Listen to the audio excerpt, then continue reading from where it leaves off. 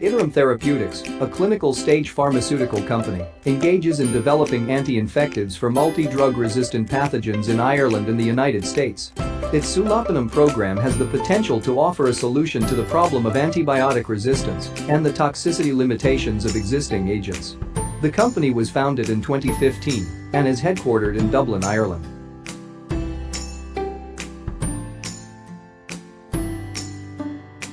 Hello everyone, this is Jitendra and today we will looking into ITRM Therapeutics. We will be going through daily time frame in detail, then moving on to weekly and monthly charts. Further we will look into their only drug sulopinum, later into financials and conclusion.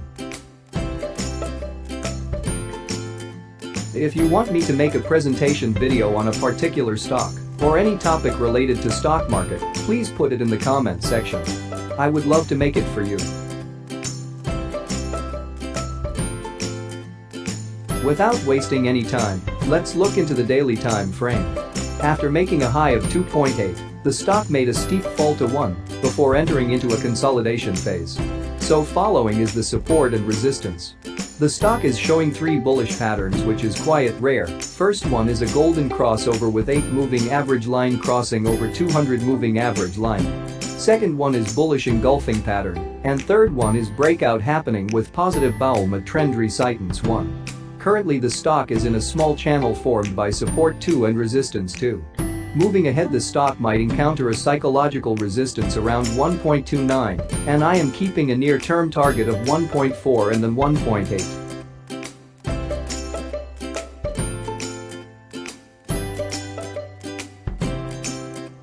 Let's move on to weekly time frame. The stock has taken following trend support. Stock is showing doji star bullish pattern, which will help it to move to our set target.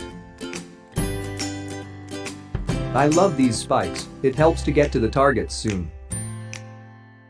Moving to monthly time frame, we are in the end of the month and one can see the bears are clearly losing their momentum. Also the volume is green, which is a good sign. Even though the price target of 2 seems very much on cards, profit booking is advisable anytime before that, in a staggered way. So that concludes my view on the charts. Let's move further. Let us now look on ITRM's only drug sulopinum.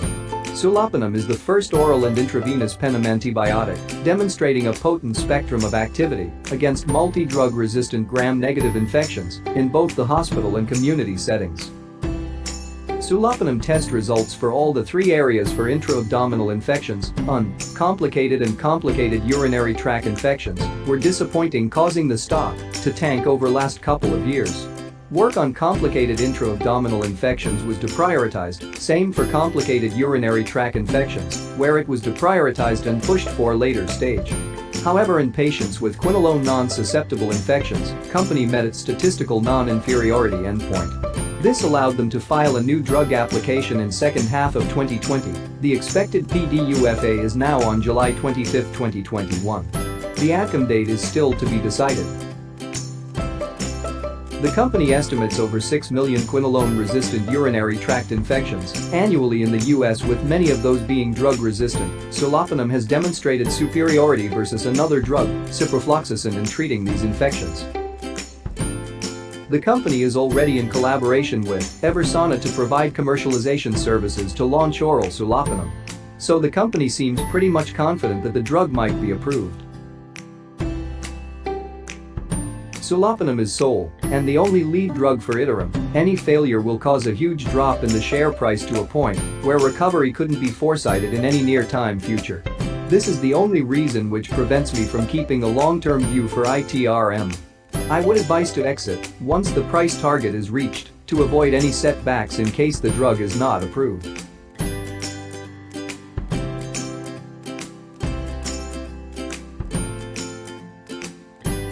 ITRM Therapeutics has a market cap of $213 million. As of March 2021, the company has enough cash to allow it to operate into the first half of 2023. Earnings per share has grown by more than 80% in the past year, and based on estimates, EPS is expected to grow by 35% on average per year. ITRM's institutional ownership is only 4%, and a big disappointment was Sarissa and RA Capital bailing out, causing the stock to fall as sentiments went down. Short interest fell by an impressive 47% as compared to last month. Considering the history, short interest was down 69% entering into the month of February 2021.